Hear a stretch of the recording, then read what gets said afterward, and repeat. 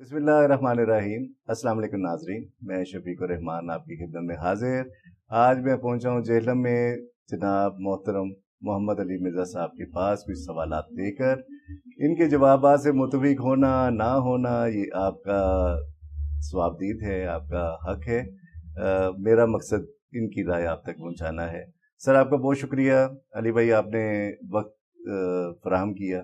जज़ाकल्लाहु खैरा। ला हौला वला कुव्वता इल्ला बिल्लाह। अल्लाहुम्मा सल्ली अला मुहम्मद व अला आलि मुहम्मद। शफीक भाई, आपको और आपकी दिल्ली पाकिस्तान की टीम को हमारी अकेडमी में वेलकम है। अल्लाह का नाम लेके शुरू करें। बिस्मिल्लाहिर्रहमानिर्रहीम।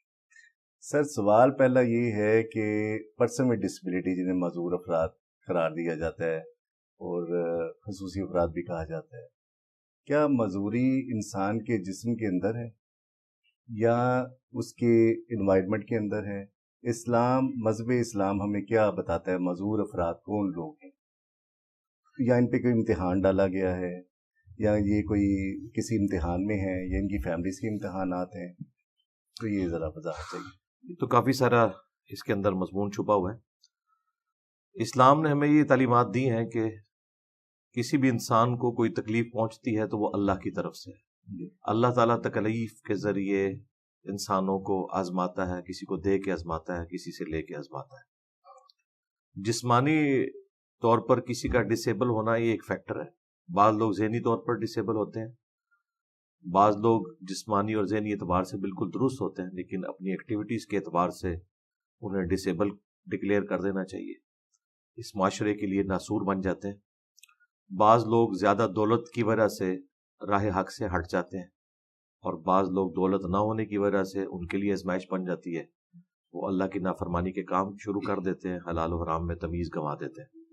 तो ये पर्सन टू पर्सन वेरी करता है। अल्लाह ताला ने इस तरह की जितनी भी चीज़ें रखी हैं वो इंसानों की आजमाइश के लिए, उन लोगों की आजमाइश के लिए भी, और बाकी जो लोग मुआशरे के हैं उनको उनके ज़रिए आजमाया जाता है। कुरान हकीम में एक यूनिवर्सल ट्रूथ है, वलनबलुवन्नकुम बिशैइन मिनल खौफि वल जूइ व नक्सिम मिनल अमवाल वल अनफुसि वस्समरात। हम जरूर आजमाएंगे तुम्हें थोड़े से खौफ से, भूख से और जान और माल में नक्स से, और फिर देखेंगे कि कौन अल्लाह की तरफ रुजू लाता है। अहले ईमान की रविश ये है कि वो हर तकलीफ पे कहते हैं इन्ना लिल्लाहि व इन्ना इलैहि राजिऊन। हम भी अल्लाह की तरफ से आए थे, ये तकलीफ भी अल्लाह की तरफ से आई है, अल्लाह के पास वापस चली जाएगी। तो ये एक ओवरऑल डॉक्ट्रिन है कि ये अल्लाह ताला की तरफ से तकलीफ आती है। सूरतुल हदीद में अल्लाह ताला ने फरमाया कि हम कोई भी तकलीफ इस ज़मीन पर भेजते हैं इज्तमाई तौर पर, खा वो ज़ल्ज़ले की शक्ल में हो, किसी वबाई मर्ज की शक्ल में हो, या सैलाब की शक्ल में हो, तो हमने वो तकलीफ जो इस प्लेनेट अर्थ पे लोगों को भेजनी होती है इज्तमाई तौर पे या इनफरादी तौर पर किसी की जान में, दोनों को अल्लाह ने अलग अलग जिक्र किया। वो हमने भेजने से पहले ही अपने पास लोहे महफूज में लिख लिया है कि हम इसे इस तकलीफ के जरिए उस पर आजमाइश करेंगे। फिर अल्लाह ताला ने साथ ही उसकी रीजन बयान फरमाई, ताकि जो चीज तुमसे जाती रहे तुम उस पर कभी अफसोस ना बलो, और जो चीज तुम्हें मिले उस पर शेखी ना बिगाड़ो। अल्लाह ताला को शेखी बिगाड़ने वाले पसंद नहीं है। अल्लाह तबारक व तआला ने इन चीजों को अपने साथ मंसूब किया है कि मैं आजमाता हूं इसके जरिए, ना कि ये कि किसी को उसके माँ बाप के गुनाहों की सजा मिल रही है जिस तरह एक मुकाफात अमल लोग कहते हैं। नहीं, कुरान का वाज़े फतवा है कई जगह पर, ला तज़िरु वाज़िरतुम विज़रा उखरा, कोई भी बोझ उठाने वाली जान किसी दूसरे के अमाल का बोझ नहीं उठाएगी। हर शख्स ने अपने अमाल का बोझ खुद उठाना है। ये हो नहीं सकता कि माँ बाप की गलत कामों की जो एक उफ्ताद है वो उसकी औलाद के ऊपर आ जाए। ये बिल्कुल इस्लाम इस चीज को सपोर्ट नहीं करता, ये बिल्कुल इस्लाम के मुनाफी है। और ना ये कि आप किसी को तकलीफ में मुब्तला देख कर ये कहेंगे इस पे अल्लाह की तरफ से कोई अजाब आ गया। ये फैसला करना कि ये तकलीफ है या अजाब है, ये एक गैबी खबर है। आज की डेट में जब दुनिया में पैगंबर मौजूद नहीं है, हम दुनिया पे आने वाली हर तकलीफ को आजमाइश ही शुमार करेंगे, हम उसे अजाब इलाही नहीं कह सकते। इल्ला ये कि कोई दिक्कत नजर से कोई बड़ी लेवल की आजमाइश कोई उम्मत लेवल पे आ जाए, जिस तरह तातारियों का फितना इस उम्मत पे आया इनके करतूतों की वजह से, उस पे उलमा ने कहा कि ये अल्लाह ताला की तरफ से सजा मिली है हमारे बुरे अमाल की, वो एक अलग बात। बहरहाल ओवरऑल इंडिविजुअल किसी के बारे में कोई फैसला नहीं कर सकता। اس کے لیے کوئی فارمولہ موجود نہیں ہے کہ کوئی بتائے کہ یہ تکلیف جو آئی ہے اس کے اعمال کے سبب ہے یا کوئی آزمائش ہے. ہم نے یہی کہنا ہے کہ آزمائش ہے. اور بخاری مسلم میں حدیث ہے مسلمان کو کوئی بھی دکھ درد اندیشہ کوئی تکلیف پہنچتی ہے حتیٰ کہ اس کے پاؤں میں کوئی کانٹا بھی چبھ جائے تو اللہ تعالیٰ اس کے بدلے اس کے گناہ معاف کر دیتا ہے. یہ اللہ تعالیٰ کی طرف سے ایک ذریعہ ہے گناہوں کی معافی کا. پھر بخاری میں حدیث ہے اللہ تعالیٰ جس کے ساتھ بھلائی کا ارادہ فرماتا ہے اسے کسی تکلیف میں مبتلا کر دیتا ہے. بخاری میں ایک اور حدیث ہے کہ اللہ تعالیٰ فرماتا ہے کہ میں اپنے کسی بندے سے اگر کوئی قیمتی چیز لے لوں تو اس کی جزا پھر جنت ہے. اسپیسیفکلی ایک الگ سے حدیث ہے بخاری میں کہ جس سے میں اس کی آنکھیں لوں گا میں اسے جنت دوں گا. یعنی اللہ تعالیٰ نے ان تکلیف کے اگینسٹ آخرت کی ہمیشہ کی کامیابیاں رکھی ہوئی ہیں. اگر یہ دنیا یہیں پہ ختم ہو جاتی پھر تو واقعی بہت بڑا ظلم تھا کہ بعض لوگوں کو اللہ تعالیٰ نے عقل سے محروم کیا, بعض لوگوں کو آنکھوں سے محروم کیا, بعض لوگوں کو پاؤں سے محروم کیا, بعض لوگوں کو ہاتھوں سے محروم کر دیا. ان کا کیا قصور تھا؟ لیکن اگر آپ اسے آخرت کی زندگی کے ساتھ جوڑیں جو اللہ تعالیٰ نے اس کائنات کو قانون ابتلا کے اوپر بنایا یعنی آزمائش کے اوپر, آخرت کے ساتھ جوڑیں تو ایک پرفیکٹ ماڈل ہے کہ دنیا میں جن لوگوں کو تکلیف آئی ہیں آخرت کا جب وہ اجر دیکھیں گے تو وہ تکلیف تو بھول جائیں گے. صحیح مسلم میں حدیث ہے جس شخص نے دنیا میں عیاشی کی زندگی گزاری ہے اللہ تعالیٰ قیامت والے دن اسے بلائے گا اور فرشتوں سے کہے گا اسے ذرا جہنم دوزخ کا ایک پھیرا لگواؤ. جب وہ پھیرا لگائے گا تو اللہ تعالیٰ پوچھے گا کوئی دنیا میں خیر بھی دیکھی؟ وہ کہے گا تیری عزت کی قسم میں نے دنیا میں کوئی خیر نہیں دیکھی. حالانکہ دنیا عیاشی کی گزری ہے لیکن وہ ایک پھیرا اس کے اس سارے نشے کو کافور کر دے گا. پھر دنیا میں جس نے مفلسی کی تکلیف کی زندگی گزاری لیکن حلال و حرام کی تمیز کی اللہ تعالیٰ فرمائے گا اسے ذرا جنت کا ایک پھیرا لگواؤ. جنت کا ایک پھیرا لگے گا پھر اللہ تعالیٰ پوچھے گا میرے بندے دنیا میں کوئی تکلیف دیکھی؟ وہ کہے گا یا اللہ یہ کچھ اگر ملنا تھا نا میں نے دنیا بڑی سکھی گزاری ہے. کیونکہ at the end of the day جب آخرت کی اتنی بڑی زندگی آپ کو مل گئی جو صحیح مسلم میں حدیث ہے دنیا اور آخرت کی مثال اس طرح ہے جس طرح کوئی شخص سمندر میں انگلی ڈبوئے, جو سمندر کا پانی انگلی کے ساتھ لگتا ہے وہ دنیا کی زندگی ہے اور انفینٹ یہ سمندر آخرت کی زندگی. تو پھر یہ تکلیف جھیلنا آسان ہو جاتی ہے. ایک آخری حدیث اسی کانٹیکسٹ میں صحیح مسلم میں نبی علیہ السلام نے فرمایا ہمیشہ اپنے سے نچلے لوگوں کو دیکھو یوں تمہیں اللہ تعالیٰ کی نعمتوں پر قناعت نصیب ہوگی, صبر نصیب ہوگا. یعنی اگر کوئی شخص تکلیف میں ہے تو وہ اپنے سے زیادہ جو تکلیف میں مبتلا شخص ہے اس کی طرف دیکھے. ہمارے پاس تو خود رسول اللہ صلی اللہ علیہ وآلہ وسلم اور ان کے اہل البیت کی اور صحابہ کرام کی تکلیف موجود ہیں. ہم ان کے ذریعے موٹیویشن حاصل کر سکتے ہیں کہ اتنی عظیم ہستیاں اتنی مشکل کی زندگی انہوں نے گزاری ہے تو ہمارے لیے تو تکلیف جھیلنا انشاءاللہ آسان ہو جائے گی. جی علی بھائی آپ نے فرمایا کہ یہ جیسے میں ویل چیئر یوزر ہوں, اب یہ میری تکلیف اللہ کی طرف سے, لیکن ہم لوگ جو ویل چیئر یوزر ہیں یا ڈسیبل پرسن قرار دیے جاتے ہیں ہم لوگ کسی اور طرح سوچ رہے ہوتے ہیں. مثال کے طور پہ میرے ساتھ 3 کیمرہ کریو جو ہے لاہور سے ڈیلی پاکستان کی پوڈ کاسٹ کے لیے آپ کے پاس حاضر ہوئے. میں ڈرائیو کر کے آیا ہوں ماشاءاللہ, رائٹ, میں ڈسیبل نہیں تھا لیکن آپ کی اکیڈمی کے دروازے پہ آ کے میں ڈسیبل ہو گیا. زندہ جنازہ بن کے 4 لوگ اٹھا کے مجھے اوپر لے کے آئے. وہاں سے یہاں تک میں ڈسیبل نہیں تھا, میں بلکہ آئی واز ایبل, لیکن انفراسٹرکچر کی وجہ سے میں ڈسیبل ہو گیا. اسی طرح دوسری مثال ٹوکیو یا سیول میں بھی آج کل جب ہم ٹریول کرتے ہیں نا تو کہیں کوئی بیریئر نہیں ہوتا, وہاں ڈسیبلٹی نہیں ہوتی, ایکول اپرچونٹی ہے میرے پاس, برابر کی جگہ پہ میں جا سکتا ہوں. اب ہم لوگ کنفیوز ہو جاتے ہیں کہ ہم ڈسیبل ہیں کہ انکلوڈ ہیں. پھر پتہ چلتا ہے کہ جب ہم اپنے معاشرے میں آتے ہیں نا تو یہاں پہ ہم پہ الزام ہے کہ ہم کسی مصیبت میں ہیں. مصیبت میں ہم نہیں ہیں, مصیبت میں ہمیں ڈال کر ہم پہ الزام ہے کہ ہم ڈسیبل ہیں اور امتحان میں ہیں.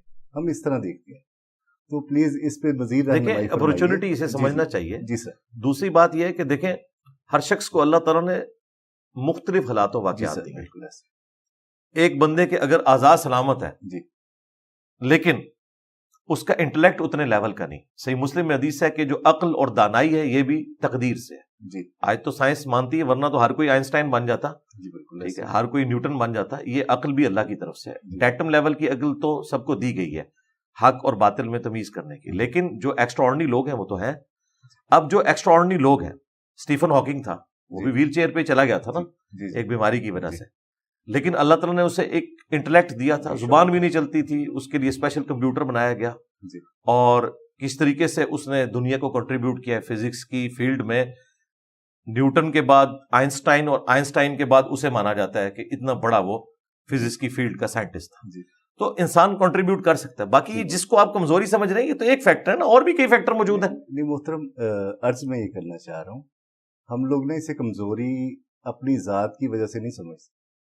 ہمیں لگتا ہے کہ ہمارے حصے کی جو ویل چیئر، آپ بھی ویل چیئر یوزر ہیں، 2 پہیوں والی ویل چیئر چلاتے ہیں جسے موٹر بائک کہتے ہیں، یا سارے لوگ کہتے ہیں یا اللہ پراڈو دے دے یا کوئی ایکسپینسو قسم کی ویل چیئر دے دے. These are wheel chairs, wheel with chairs.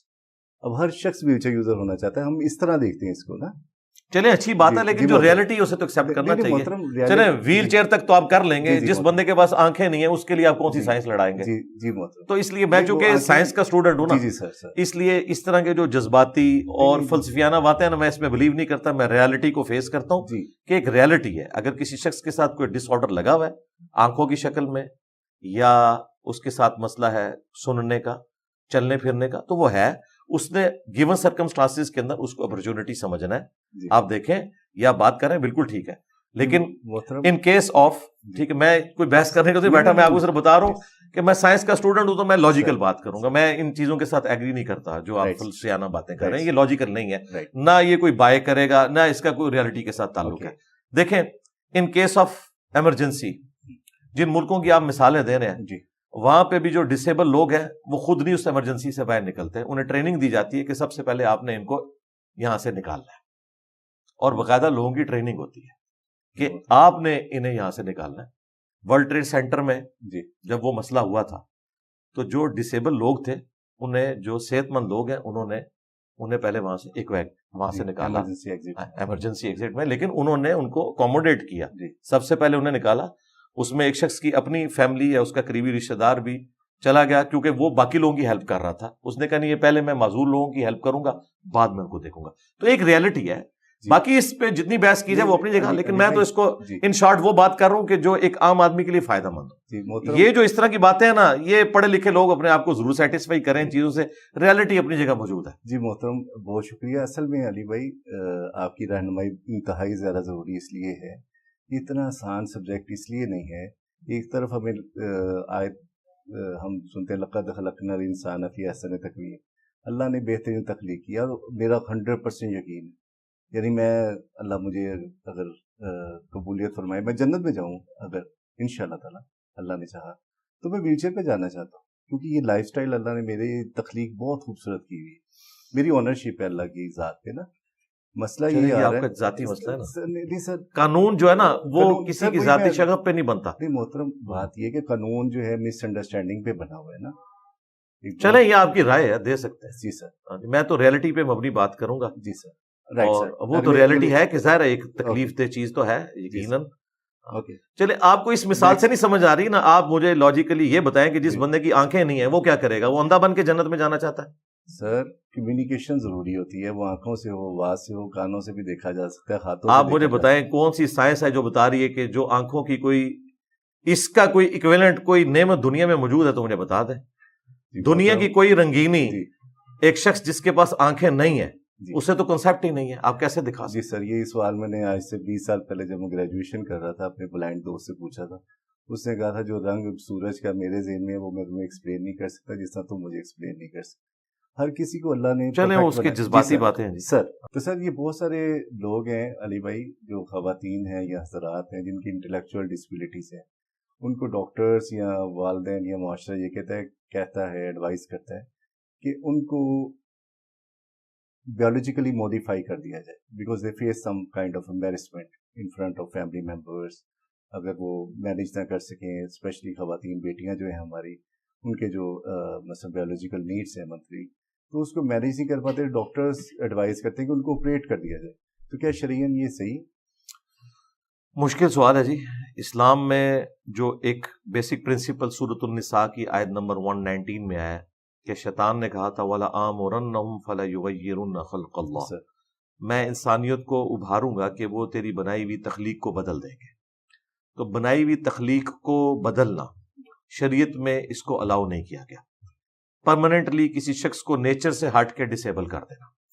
ہاں کسی خاص ایک اسپیسیفک کیس کے اندر جہاں اس طرح کی کوئی چینج لانے سے اوورال کوئی فرق نہ پڑے، وہاں پہ کوئی بات ہو سکتی ہے۔ مثال کے طور پہ اب کئی لوگ ہیں 3-4 بچے ہو گئے، اس کے بعد وہ پرماننٹلی اپنے آپ کو، کوئی عورت کہتی ہے جی میں ڈسیبل کروا لیتی ہوں اس پوائنٹ آف ویو سے کہ میری کوئی اولاد نہ ہو، میں کوڈ ورڈز میں بات کر رہا ہوں کیونکہ ہر طرح کے لوگوں نے دیکھنا ہوتا ہے، تو اسلام اس کی اجازت نہیں دیتا کیونکہ یہ نیچر کو بدلنا ہے، اور کوئی اس کی ایسی ضرورت بھی نظر نہیں آتی کہ انسان خام خواہ ایک تردد سے بچنے کے لیے، حالانکہ اللہ تعالیٰ نے اولاد میں وقفہ کرنے کے لیے اس وقت سائنس کی برکت سے کئی ایک طریقے سجھا دیے ہیں، وہ اڈاپٹ کیے جا سکتے ہیں۔ ضرورت ہے کہ آپ نے نیچر کو بدلنا ہے، کبھی اس طرح کی نیچر کی ضرورت پڑ بھی سکتی ہے۔ ایک بڑا مشہور واقعہ جو کہ ایک اخبارات میں بھی رپورٹ ہوا کہ ایک عورت کے 3 بچے ایک دن میں پانی کی ٹینکی میں مر گئے تھے، اور بالکل ینگ عورت تھی، اس نے اپنے آپ کو ڈسیبل کروا لیا ہوا تھا۔ پھر وہ پوری زندگی دونوں میاں بیوی روتے رہے، لے پالک ہی کر سکتے تھے، اپنی اولاد پیدا کرنے کا کوئی سلسلہ کر نہیں سکتے تھے۔ تو اس طرح کی جب ایکسٹراڈنری واقعات سامنے آتے ہیں پھر شریعت کی حکمت سمجھ آتی ہے۔ لیکن اگر کسی شخص کا اس لیول تک کوئی بگاڑ ہو گیا ہے اور اس کی کوئی دیکھ بھال کرنے والا نہیں ہے، اور آپ نے کہا انٹلیکچولی بھی وہ ڈسیبل ہے، یعنی ذہنی توازن درست نہیں ہے، اور ان کو مینج کرنے کے لیے اس طرح کی کوئی ایکٹیویٹی پرفارم کی جاتی ہے، تو ظاہر ہے ایک کیٹاسٹرافک کنڈیشن میں اس کے اوپر کوئی شرعی حکم نہیں لگے گا، یہ جواز کی حد تک بالکل اس میں حکم موجود ہوگا۔ بہت شکریہ۔ دوسرا علی بھائی، یہ جیسے بہت سارے انسان ایسے ہیں جو کہ پیرالائز ہیں، گھروں میں کروٹ نہیں دے سکتے، کھانا نہیں کھا سکتے، خود ٹوائلٹنگ نہیں کر سکتے۔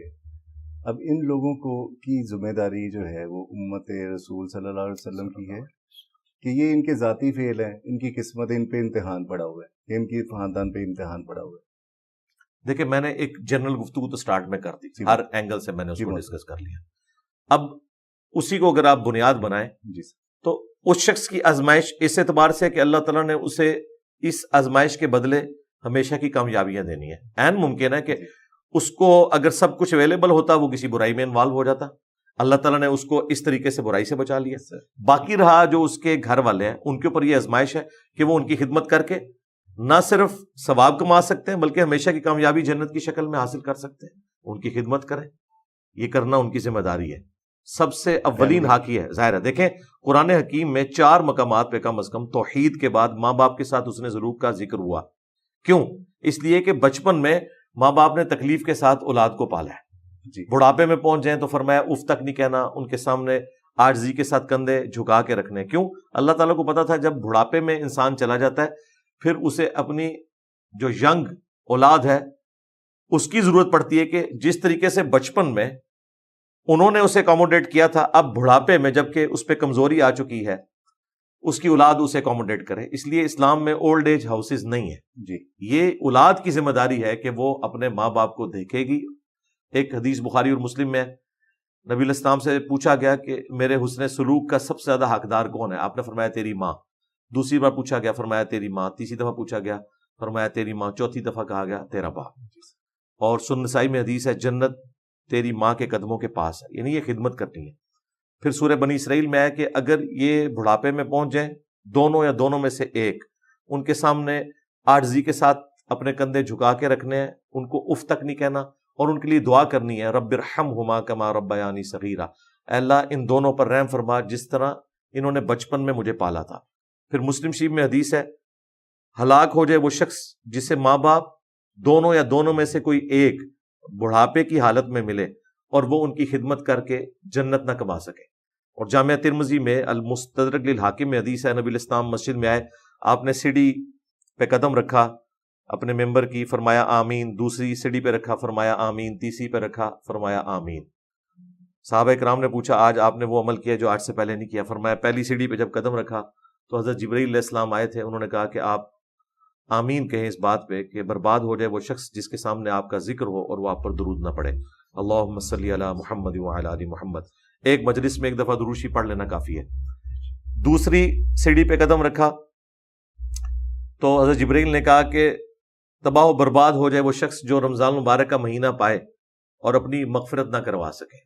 تو حضور علیہ السلام نے آمین کہا، اور اللہ تعالیٰ کی وحی کی تائید سے کہا کہ آپ نے آمین کہنا ہے، اور تیسری پہ جب قدم رکھا تو حضرت جبرائیل علیہ السلام نے کہا کہ وہ شخص بھی تباہ و برباد ہو جائے کہ جو ماں باپ کو بڑھاپے میں پائے، دونوں کو یا دونوں میں سے کسی ایک کو، اور ان کی خدمت کر کے جنت نہ کما سکے.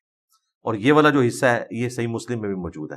جی. تو اسلام تو ہمیں یہ سکھاتا ہے کہ جس شخص پہ آزمائش آئی ہے وہ اس کے لیے تو آزمائش ہے، اس اعتبار سے کہ اس تکلیف کو وہ جھیلے گا اور ہمیشہ کی کامیابی حاصل کرے گا. دوسرے لوگوں پہ اس اعتبار سے ہے کہ اسے اکوموڈیٹ کریں گے، اس خدمت سے وہ کامیابی حاصل کریں گے. ایک حدیث ہے جامعہ ترمذی میں، سنن ابی داؤد میں، کہ اللہ تعالیٰ سب سے زیادہ تکلیف انبیاء کو دیتا ہے، ان کے بعد ان لوگوں کو جو انبیاء کے بعد سب سے بڑھ کر محبوب ہوتے ہیں، اور ان کے بعد ان لوگوں کو جو ان کے بعد سب سے بڑھ کر محبوب ہوتے ہیں. یہ حدیث امام حاکم نے حضرت ابو ذر غفاری کے چیپٹر کی ہیڈنگ میں لی ہے، یہ بتانے کے لیے کہ ابو ذر غفاری رضی اللہ تعالیٰ عنہ کی زندگی غموں سے عبارت تھی، تکلیفوں سے عبارت تھی. تو یہ حدیث ٹاپ پہ لی ابو داؤد کی اور جامعہ ترمذی کی، جس کے اینڈ پہ آتا ہے کہ انسان یوں پوری زندگی تکلیفیں جھیلتا رہتا ہے حتیٰ کہ دنیا سے پاک و صاف ہو کر اٹھایا جاتا ہے، پھر آخرت میں اس کے لیے کوئی تکلیف نہیں ہے. جی. اب دیکھیں نا، آخرت کی اگر آپ تکلیف کو دیکھیں اس کے مقابلے میں دنیا کی تکلیف تو کچھ بھی نہیں ہے. ہم چونکہ شارٹ ٹیمپر ہوتے ہیں، ہم یہ تھوڑی سی تکلیف کو دیکھتے ہیں اور ہم کہتے ہیں کہ یار یہ پتہ نہیں کسی کے ساتھ کیا ظلم ہو گیا. لیکن اگر کسی شخص کی آپ کو ہمیشہ کی آخرت دکھا دی جائے، اس کو آپ دنیا میں یوں سمجھیں کہ matric life plus F S C, یہ 4 سال انسان کی زندگی کے کریٹیکل ہوتے ہیں. جی. ان 4 سالوں میں وہ بچے بھی ہیں جن کو کھانے پینے کی بھی ہوش نہیں ہوتی، بڑی مشکل سے وہ کھانا پینا بھی کرتے ہیں، ٹوٹلی اپنی تعلیم کے اوپر ایمفیسائز کرتے ہیں. ان کی بعد والی آپ زندگی اگر آپ کو اس وقت دکھا دی جائے نا تو آپ کہیں گے یار یہ 4 سال کی تکلیف کچھ بھی نہیں. لیکن جو لوگ وہ 4 سال اپنی زندگی کے ضائع کرتے ہیں، کوئی ایکسٹرا آرڈنری کیس ہو جائے ولادہ باد، اوورآل ہم نے یہ دیکھا ہے وہ بعد میں کتنی تکلیف کی پوری زندگی کاٹتے ہیں. اگر اس وقت انہیں اپنی بعد والی زندگی دکھا دی جائے اور ان کمپیریزن ٹو جو دوسرے لوگ ہیں تو وہ بھی انسان کے بچے اسی وقت بن جائیں. یہی تو آزمائش ہے. یہ دنیا میں بھی ہم دیکھ رہے ہیں، وہ تکلیف کا سپین بڑا تھوڑا سا ہوتا ہے. ان مع العسر یسرا، ہر مصیبت کے ساتھ آسانی ہے، ہر مصیبت کے ساتھ آسانی ہے، ہر مشکل کے بعد آسانی ہے. اللہ تعالیٰ نے وہ آسانی جوڑی بھی ہے، اور الٹیمیٹ آسانی تو اس وقت آ جانی ہے جب انسان نے مر جانا ہے. یہی دعا ہے، انا للہ و انا الیہ راجعون. ہم بھی تو اللہ کی طرف سے آئے تھے، ہم نے واپس چلے جانا ہے. یہ تکلیف بھی جو آئی ہے ایک دن تو یہ تکلیف ختم ہونی ہے نا. 60 سال بعد، 70 سال بعد، پھر کھربوں سال کی زندگی سے اسے کمپیئر کریں. صرف آخرت کا جو 50,000 سال کا دن ہے نا، دنیا میں 60 سال کی زندگی اس کے مقابلے پہ 3 منٹ بنتی ہے. آخرت کا دن، جنت کی نہیں بات ہو رہی، صرف دن آخرت کی جو تکلیف کا دن ہے 50,000 سال کا، اسے 60 سال کے ساتھ کمپیئر کریں تو 3 منٹ کی زندگی بنتی ہے. اس 3 منٹ کی تکلیف کو انسان اتنا بڑا سمجھ لے. جب لوگ آخرت میں اپنا اجر دیکھیں گے، یہی میں نے شروع میں عرض کیا تھا کہ آخرت سے جوڑے بغیر اگر آپ ایبسولوٹلی کنسیڈر کریں گے نا دنیا کی زندگی کو، تو یہ دنیا رہنے کے قابل نہیں ہے. ٹھیک ہے، اسی لیے لوگ پیسمسٹک موڈ میں چلے جاتے ہیں. جو کچھ ہٹلر نے یہودیوں کے ساتھ کیا، اس کے بعد تو یہودیوں کو ختم ہو جانا چاہیے تھا. آج دنیا پہ رول کر رہے ہیں، 80 نوبیل پرائز وہ لے چکے ہیں. کیوں؟ انہوں نے اپنے آپ کو کنسنٹریٹ کیا، دنیا میں نام کمایا. ان کا دنیا ختم نہیں ہو گئی. ٹھیک ہے، نیکسٹ دیکھیں گے. اور جن لوگوں کے ساتھ یہ ظلم ہوا ان کو بدلہ آخرت میں ملے گا. باقی جو ان کے عقائد کا معاملہ ہے وہ الگ سے، لیکن اللہ تعالیٰ کے صفت عدل کا تقاضا ہے کہ دنیا میں جس نے کسی کو ناحق قتل کیا اس کے بدلے میں اسے ایک دفعہ قتل کیا جائے گا. ہٹلر نے تو ایک دفعہ گولی مار کے خودکشی کر لی ہے نا، لیکن جو اس نے 6 لاکھ یا 60 لاکھ ہولوکاسٹ میں یہودی قتل کیے، ان کے بدلے میں اسے آخرت کا عذاب ہونا ہے. اور یہ اللہ ہی دے سکتا ہے. دنیا میں جو کچھ ہمارے یہاں ایک ڈکٹیٹر نے لال مسجد میں کیا، دنیا کی عدالت اسے ایک دفعہ پھانسی دے سکتی تھی نا ان مظلوم بچوں کے اوپر کیے گئے اس ظلم کے بدلے میں. لیکن اللہ کی عدالت میں دنیا میں جو اس نے تکلیف کاٹی وہ الگ، جو آخرت کا عذاب ہے وہ تو باقی ہے، وہ دنیا میں کوئی نہیں دے سکتا. بہت شکریہ. اچھا علی بھائی، اب تھوڑا سا ٹاپک تھوڑا سا ٹویسٹ کرتی ہیں، ٹائم بھی شارٹ ہے. 2014 سے لے کر جنوری 2023 دسمبر تک پاکستان میں 30 لاکھ ایکسیڈنٹ ہوئے، جن میں 34 لاکھ لوگ زخمی ہوئے. 46,000 لوگوں کو اسپائنل کارڈ انجری یعنی کہ پرماننٹ ڈسیبلٹی ہو گئی. 35,500 لوگ جان سے گئے ان 9 سالوں میں. یہ ڈبل 1 ڈبل 2 کا ڈیٹا ہے، یعنی کہ مفروضہ نہیں ہے، باقاعدہ. جی ہوگا، بلکہ اس سے بھی زیادہ ہی ہوگا. جی یہ وہ ہے جو رجسٹرڈ ہوگا. جی رجسٹرڈ ہے. سوال یہ ہے کہ جو سڑکوں پہ لوگ ناحق جان سے جا رہے ہیں، اس کا گناہ کس کو ہے؟ کیا وہ روزی روٹی کے لیے نکلے ہیں تو وہ شہید کہلائیں گے؟ یہاں پہ ناحق قتل کر دیے گئے جہالت کی وجہ سے، یعنی یہ کہاں شمار ہوں گے؟ اور یہ امت کے جو اتنے امتی یتیم بچے ہو گئے یا والدین بوڑھوں کو چھوڑ کے چلے گئے، نوجوان روٹی روزی کے لیے نکلے تو واپس آئے تو 46,000 لوگ جو تھے صبح زکوٰۃ دینے والے تھے، واپسی پہ ڈسبلٹی کے بعد وہ زکوٰۃ لینے والے بن گئے۔ تو سوال یہ ہے کہ اس ساری سچویشن میں اس کو ممبر سے یا مسجد سے ہماری زندگیوں میں ٹریفک قوانین کی پاسداری کو کبھی کیوں ایڈریس نہیں کیا جاتا؟ یعنی یہ جانوں پہ ظلم ہو رہا ہے نا سر، پریکٹیکل لوگ کیا جانا چاہیے۔ دیکھیں ہم نے تو بارہا اپنے پلیٹ فارم سے اسے اٹھایا، میں نے تو آلموسٹ پچھلے 8-10 سال میں کئی ایک ویڈیوز کے اندر اسے ڈسکس کیا، اور اسپیسیفکلی مفتی اعظم سعودیہ کا ایک فتویٰ بھی میں نے کوٹ کیا تھا، وہاں اوور سپیڈنگ کے اوپر مفتی اعظم سعودیہ نے یہ فتویٰ نکالا تھا کہ جو اوور سپیڈنگ کی وجہ سے مر جاتا ہے وہ خودکشی کی موت مرا ہے، اور اس کا کوئی بلڈ منی بھی گورنمنٹ ادا نہیں کرے گی۔ دیکھیں انسان کے بنائے ہوئے جو قوانین ہیں نا، ان میں اگر پہلے نمبر پہ میں کوئی قانون سمجھتا ہوں نا کہ جو ایک سمجھ لیں الہامی قوانین کے بعد سب سے بڑا کوئی قانون انسان بنا سکتا ہے وہ ٹریفک قوانین ہے، اگر آپ انہیں فالو کریں۔ یقین کریں یہ ایوالو ہوئے ہیں نا، کتنی محنت کے بعد یہ چیزیں ایوالو ہوئی ہیں۔ اگر ٹریفک قوانین کو دیکھا جائے یہ اتنی بڑی انسانیت کی خدمت ہے جو ایک دن میں نہیں ہوئی، ظاہر انسان نے سیکھا پھر اسے ایوالو کرتے کرتے یہاں تک لے کے آئے۔ یہاں پہ جتنے بھی ایکسیڈنٹ ہوتے ہیں یا دنیا میں کہیں بھی، یہاں زیادہ اس لیے ہوتے ہیں کہ لوگوں کو اویئرنیس نہیں ہے، اور اسی طریقے سے بغیر لائسنس کے بھی لوگ نکلتے ہیں، جو لائسنس بھی جنہوں نے لیے ہوئے انہوں نے بھی کوئی ٹریفک قوانین پڑھے نہیں ہوئے، جنہوں نے پڑھے ہوئے وہ عمل بھی کوئی نہیں کرتے، وہ کہتے ہیں جی ٹھیک ہے سب کچھ چلتا ہے۔ اس لیے کوشش کرنی چاہیے خود تو عمل کریں، آپ اپنی اولاد کی بھی تربیت کریں، انہیں بتائیں کہ یار ٹریفک قانون کو فالو کرنا یہ آپ کی اپنی زندگی کے لیے ضروری ہے۔ آپ یہ نہیں کہہ سکتے کہ میں اپنی سائڈ پہ جا رہا تھا، سامنے سے رانگ سائڈ سے کسی نے ٹھوک دیا، آپ نے اس کی غلطی کو بھی خود اکوموڈیٹ کرنا ہے، آپ نے آخری درجے میں کوشش کرنی ہے۔ پاکستان میں تو سڑک پار کرتے ہوئے 1 وے کے اوپر 2 وے کے اوپر آپ نے احتیاط کرنی ہے، ایون 1 وے ہے تب بھی آپ نے یہ نہیں دیکھنا کہ جی میں دائیں طرف دیکھوں کہ یہ ٹریفک جا رہی ہے میں کراس کر جاؤں، کوئی نہیں، ادھر کوئی نہیں پتا یہاں سے بھی کوئی آ رہا ہو، حالانکہ یہاں سے آنے والی روڈ پرلی طرف ہے۔ آپ نے دوسروں کی غلطی کو بھی اکوموڈیٹ کرنا ہے، لوگوں کو ایجوکیٹ بھی کرنا ہے۔ باقی یہ جو آپ نے ٹاپک ڈسکس کیا یہ تو پرسن ٹو پرسن ویری کرتا ہے، ایکسیڈنٹ کی نوعیت کیا تھی، ہم ہر ایک ٹاپک کے اوپر الگ الگ بول سکتے ہیں۔ ایک تو ہے کسی نے ایکسیڈنٹلی کسی کو قتل کر دیا، صرف ایک فیکٹ ٹریفک قوانین کا تو نہیں ہے، یہاں پہ تو مسئلہ روڈز کا بھی ہے، یہاں پہ گاڑیوں کا بھی مسئلہ ہے۔ اوورآل لوگ جس طرح یہاں پہ ایک ایٹم بم لیے پھر رہے تھے کچھ عرصہ پہلے، شکر ہے اب یہ CNG والی گاڑیاں ختم ہوئی ہیں۔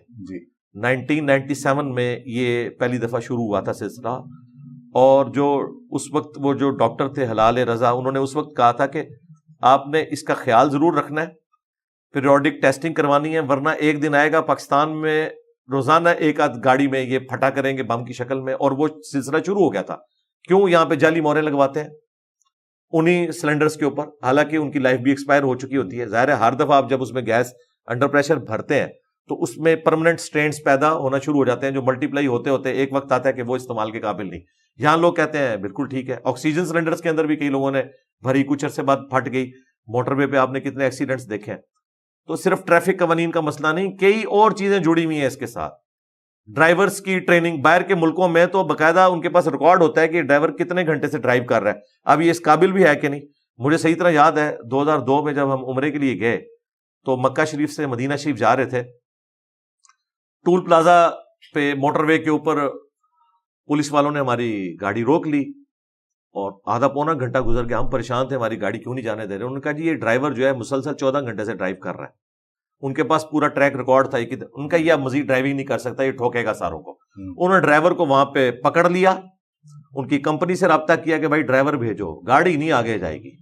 تو وہ تو ہمارے ساتھ بہت نیکی کر رہے تھے، اس وقت تو ہمیں غصہ آ رہا تھا، ہم 1.5-2 گھنٹے لیٹ ہو گئے، لیکن نہ پہنچنے سے لیٹ پہنچنا وہ بہتر ہے۔ تو یہ قوانین باہر کے ملکوں میں لوگ اس کے اوپر عمل کرتے ہیں، اس لیے حادثات سے بچتے ہیں۔ اس کے باوجود کبھی کوئی کیٹاسٹرافک کنڈیشن اس طرح کی آ جاتی ہے، اللہ تعالیٰ کی طرف سے کوئی تقدیر غالب ہوئی، کسی شخص کا ایگزٹ اسی طریقے سے لکھا ہے، وہ اپنی جگہ ہے۔ لیکن پھر بھی اگر کسی نے کسی کے ساتھ کوئی زیادتی کی ہے، دنیا میں قانون اسٹیبلش ہوگا۔ کسی شخص کا اگر ایگزٹ دنیا سے قتل ہو کے تھا نا تو وہ ہو گیا قتل، لیکن جو قاتل ہے اسے سزا ملے گی, اس کی زندگی اسی طریقے سے پوری ہوگی. ہاں, لیکن آخرت کا معاملہ ظاہر ہے, جو کوئی ظلم کے ساتھ قتل کیا گیا تو وہ تو سنن نبی داؤد میں, سنن نسائی میں, ترمذی میں حدیث موجود ہے کہ قیامت والے دن قاتل کو مقتول جو ہے اس کے پیشانی کے بالوں سے گھسیٹ کے اللہ تعالیٰ کے عرش کے پاس چلا جائے گا اور کہے گا مجھے انصاف چاہیے, اس نے مجھے دنیا میں ناحق کیوں قتل کیا, اسے انصاف ملے گا. وہ ساری چیزیں اپنی جگہ. اس طریقے سے شہادت کی موت بھی ہے, اس میں کوئی شک نہیں ہے, بشرطے کہ وہ رزق حلال کے لیے نکلا ہو. یہ نہیں ہے کہ وہ کسی کو دھوکہ دینے نکلا ہے, وہ تو فیصلہ آخرت میں ہونا ہے. باقی یہ اویئرنیس کی ضرورت ہے, کسی ایک چیز نہیں, کئی ایک چیزیں جن میں ہمیں اویئرنیس کی ضرورت ہے. آپ تو یہ صرف دیکھ رہے ہیں, مجھے بتائیں, میں نے موٹر وے کے اوپر دیکھا ہے, اتنے ایجوکیٹڈ لوگ ہیں, انہوں نے اپنے بچوں کی یہ تربیت نہیں کی, وہ پانی پی کے اسی طریقے سے پانی کی بوتل موٹر وے کے اوپر پھینک دیتے ہیں. اب اس کی وجہ سے ایکسیڈنٹ ہو سکتا ہے. تو لوگوں کا کئی جگہ پہ تربیت والا فقدان موجود ہے. میڈیا کو بھی چاہیے ان چیزوں کو ہائی لائٹ کرے, لیکن اولین ذمہ داری جو ہے وہ ماں باپ کی ہے, وہ اپنی اولاد کی ٹریننگ کریں اور پریکٹیکلی خود بھی اس کے اوپر عمل کریں. اگر میں خود اشارہ توڑ رہا ہوں اور میں یو ٹرن غلط لے رہا ہوں تو میں اپنی اولاد کو کبھی اس اعتبار سے ٹرین نہیں کر سکتا, مجھے خود بھی اس پہ عمل کرنا ہے. سر, اس پہ شرعی طور پر کوئی فتویٰ وغیرہ لگ سکتا ہے کہ ان ٹریفک قوانین کی پاسداری کریں جس سے انسانوں کی جان کو خطرہ؟ ہاں, کوئی اس کی تعزیرن دیکھیں, جو اللہ تعالیٰ نے حدود بیان کی ہیں, وہ بڑی بڑی سزائیں جو بیان کر دی ہیں مختلف جرائم کے اوپر, ان کو حدود اللہ کہا جاتا ہے. اس کے بعد قاضی کے اوپر چھوڑا ہے, تعزیرن سزا کوئی بھی دی جا سکتی ہے. مثلا گورنمنٹ یہ سزا دے سکتی ہے کہ جو شخص اس طریقے سے ٹریفک قانون توڑتا ہے اسے 1 ہفتے کے لیے قید میں ڈال دیا جائے گا. یا کوئی شخص کالج کے باہر لڑکیوں کو چھیڑتا ہے, اسی کالج کے باہر ایک پنجرے میں اسے قید کر دیا جائے گا, جس طرح انڈیا کی ایک عدالت نے فیصلہ کیا تھا. تو اس قسم کے کوئی جو اس معاشرے میں آپ بہتر سمجھتے ہیں, کوئی پرماننٹلی ڈس آرڈر کسی کے ساتھ نہ کرے, اس کی اصلاح کے لیے کوئی سزا اس کے اوپر کی جا سکتی ہے, اور وہ بھی پرسن ٹو پرسن ویری کرے گی. یہ نہ ہو کہ وہ کسی اور ذہنی کیفیت میں چلا جائے, کوئی خودکشی نہ کر لے.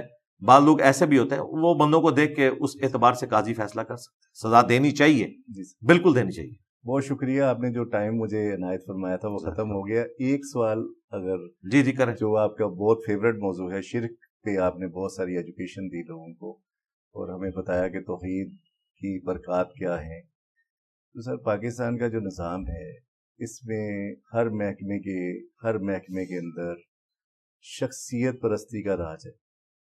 یہ شرک کی کون سی قسم ہے؟ کیا یہ ہمارا پورا سسٹم مشرک سسٹم نہیں ہے کہ ہم لوگ تو صاحب کے موڈ کے اوپر اپنی ساری زندگی گزار رہے ہوتے ہیں؟ آپ بھی گورنمنٹ میں رہے ہیں, میں بھی تھوڑا سا گورنمنٹ میں سرو کیا, میں نے بھی بیت المال میں. تو جب تک باس کا موڈ اچھا ہے تب تک سب کچھ صحیح ہے. اچھا آئی جی آ گیا, پولیس کا محکمہ صحیح ہو گیا, اچھا جج آ گیا, جسٹس کا. میں پرسنالٹی اورینٹیڈ سوسائٹی ہے نا ہماری, تو یہ شرک نہیں ہے کہ آپ اللہ کی صفات میں انسان کو داخل کر کے اسی کو فالو کر. پریکٹیکلی تو ہم انسانوں کو باس کو فالو کر رہے ہیں نا. اگر کوئی اچھائی کی طرف بلاتا ہے باس تو اس کو فالو کرنا تو کوئی غلط نہیں ہے, غلط کاموں میں فالو نہ کیا جائے. جی مطلب رولز کو وائلیٹ کرتے ہوئے, یعنی رولز پہ تو ہر شخص برابر ہے نا, لیکن یہاں پہ شخصیت پرستی کا نظام ہے, تو یہ مشرک سوسائٹی نہیں ہے ہماری. جو نیگیٹو چیزیں ہیں ان میں کسی شخصیت کو فالو کرنا جی سر, وہ تو ظاہر غلط ہے. اگر پازیٹیو چیز ہے وہ تو قرآن میں ہے کہ پازیٹیو چیز کو آپ نے فالو کرنا ہے. وَتَعَاوَنُوا عَلَى الْبِرِّ وَالتَّقْوَى وَلَا تَعَاوَنُوا عَلَى الْإِثْمِ وَالْعُدْوَانِ. نیکی اور پرہیزگاری کے کاموں میں ایک دوسرے کی مدد کرو اور برائی میں نہ کرو. حتیٰ کہ صحیح مسلم میں ہے کہ کسی نے اگر کوئی اسلام میں اچھا طریقہ جاری کیا, جتنے لوگ اس پہ عمل کریں گے ان تمام کا ثواب بھی اس ایک بندے کو ملے گا جس نے بارش کا پہلا قطرہ بنا ہے. اور جو عمل کرنے والے ہیں ان کو الگ سے ثواب ملے گا, لیکن ان کا کمبائنڈ بھی اس کو ملے گا. اور جس نے اسلام میں برا طریقہ جاری کیا, سب کا وبال اس بڑے پر ہوگا, لیکن جو خود وہ برائی پہ چل رہے ہیں ان کے وبال میں بھی کمی نہیں ہوگی. یہ نہیں ہے وہ کہیں کہ ہمارے گناہوں کا بوجھ اس نے اٹھا لینا, نہیں, وہ اپنی جگہ پہ. باقی یہ جو آپ نے اپنے معاشرے کی کمزوری بتائی, تو یہ معاشرہ یورپ کا معاشرہ اس سے بھی زیادہ برا تھا, لیکن آج وہاں پہ عدل و انصاف ہے. انہوں نے جنگوں کے بعد سیکھا. میں دیکھتا ہوں کہ دنیا میں 20ویں صدی میں اگر کسی نے کوئی معجزہ دیکھنا ہے تو ورلڈ وار 2 کے بعد یورپ کیا سے کیا ہو گیا. وہ لوگ جو کروڑوں لوگوں کے قاتل تھے, ڈریکولا تھے, آج وہ ایک بلی کو بھی مرتے ہوئے دیکھتے ہیں ان کے آنسو نہیں رکتے. یہ اتنا بڑا معجزہ ہو گیا کہ انہوں نے لرن کیا. اور انہوں نے اپنے اداروں کو مضبوط کیا. اس لیے ڈیوڈ کیمرون وہ جب ایک ہاسپٹل میں گیا ہے, آپ نے دیکھا ہے اس کو ڈاکٹر نے ڈانٹ کے وہاں سے نکالا ہے کہ تم میری اجازت کے بغیر کیسے یہ کر سکتے ہو, اس مریض کو تو اس وقت یہ حالت ہی نہیں کہ تم یہاں آ کے اس کو ملو. یہاں پہ اگر کسی پرائم منسٹر نے, پریزیڈنٹ نے, آرمی چیف نے کسی ہاسپٹل کا وزٹ کرنا ہوتا ہے تو بعض اوقات فالتو مریضوں کو اٹھا کے وہاں سے لے جاتے ہیں جی, جگہ کھلی کرنے کی, اور بھرتی بھی کر دیتی ہیں دکھانے, اور وہ بھی جعلی کام بھی ہوتا ہے. وہاں پہ چونکہ عدالتیں آزاد ہیں, انہیں پتہ ہے, اس ڈاکٹر کو پتہ ہے کہ میری نوکری اس بندے کے ہاتھ میں نہیں ہے, سسٹم اتنا مضبوط ہے کہ مجھے سیکیور کرے گا. ہم اس چیز کو تو ضرور بلیم کرتے ہیں کہ لوگ برائی کو فالو کر رہے ہیں, لیکن یہ نہیں دیکھتے کہ ہم نے یہ سسٹم کیسا دیا ہے. اگر کوئی شخص اچھائی کے لیے کھڑا بھی ہو تو at the end of the day وہ بھوکا ہی مرے گا سر, ٹھیک ہے. اس کو آپ بھوکے رہنے کے فضائل تو نہیں سنا سکتے. پھر وہ ان آیات اور احادیث سے سہارا لے گا جہاں انڈر پروٹیسٹ آپ برائی کو دل میں برا جانتے ہوئے اس وقت کر گزریں صرف اپنی جان کو بچانے کے لیے, وہ ان آیات اور احادیث سے سہارا لے گا اور جسٹیفائی بھی ہوگا کئی جگہ کے اوپر. اس لیے بہتر یہ کہ ہمیں نظام کو بدلنے کی ضرورت ہے. نظام کے اندر جو یہ کمزوریاں ہیں اس کو دور کیا جائے. اب اس کو کیسے دور کیا جائے وہ ہم نے کئی ایک ویڈیوز میں بتایا کہ جب تک پیور ڈیموکریٹک ویلیوز یہاں نہیں آتی, ہمارے سیاستدان لرن نہیں کرتے, ہماری جوڈیشری, ہماری فوج لرن نہیں کرتی کہ کوئی کسی دوسرے کے کام میں لچ فرائی نہیں کرے گا, اپنے کام کو ایمانداری سے کریں گے, اور کوئی صحیح کام کر رہا ہے اس کی ٹانگیں نہیں کھینچیں گے, اور 5 دفعہ اسمبلیاں اپنا وقت پورا کریں, اور جو مجرم ہے اسے سزا دی جائے. یہ نہیں کہ سارے چوروں کو اکٹھا کر کے ایک نئی جماعت بنا لی جائے اور پھر یہ اناؤنسمنٹ کر دی جائے کہ اب جو اس جماعت میں آ گیا تو وہ پاک و صاف ہو گیا, ٹھیک ہے.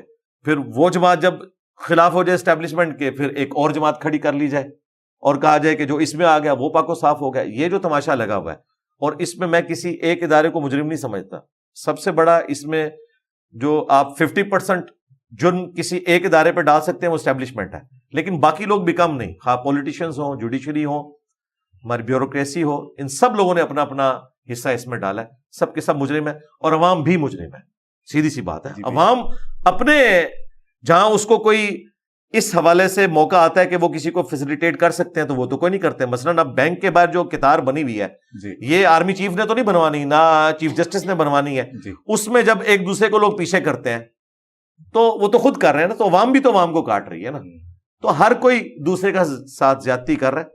اللہ کرے کوئی بہتری والا معاملہ ہو جائے. اور فرقوں کی دکانیں جب بند ہو جائیں گی تو جو نیا نظام ہوگا بغیر فرقوں والا وہ کس طرح کی دنیا ہوگی؟ جس طرح یورپ اور امریکہ میں کوئی فرقہ نہیں, دیکھ لیں سکون سے زندگی گزار رہے ہیں. وہاں کبھی کوئی ممتاز قادری پیدا نہیں ہوا. ہاں, وہاں کوئی غازی علم الدین پیدا نہیں ہوتا. کیوں؟ وہاں پہ مسلمان نہیں رہ رہے, اس لیے کہ انہیں پتا ہے کہ ہمارے مزار نہیں بنیں گے, ہم جیلوں میں جائیں گے. یہ جتنی بدماشیاں ہو رہی ہیں, خواہ کوئی پیر خانہ کر رہا ہے, کوئی مولوی کر رہا ہے, ہمارے ملک میں کر رہا ہے. وہاں تو ان سارے پیروں کے ڈنگ نکلے ہوئے ہیں. وہاں کوئی یہ قانون توڑ کے بتائے نا, وہاں کسی مرید کو یہ زندہ جلا کے بتائے نا, کسی مرید کے بچے ذبح کر کے بتائیں قانون کی حکمرانی ہے, تو وہ معاشرہ ہوگا. یورپ اور امریکہ میں چند ایک جو فحاشی والا ایلیمنٹ, ایک دو چیزیں اور نکال دیں تو اس پلانٹ ارتھ پہ ایک آئیڈیل معاشرہ ہے. بالکل میں اس کی تصدیق کروں گا. علی بھائی آپ کا بہت مشکور ہوں, آپ نے وقت عنایت فرمایا. Thank you very much. مجھے اجازت دیجیے. ناظرین آپ کا بہت شکریہ. دیکھتے رہیے ڈیلی پاکستان. شیئر کیجیے, لائک کیجیے تاکہ محبتوں کا سلسلہ بڑھتا رہے. آپ کا بہت شکریہ. جزاک اللہ خیر. Thank you.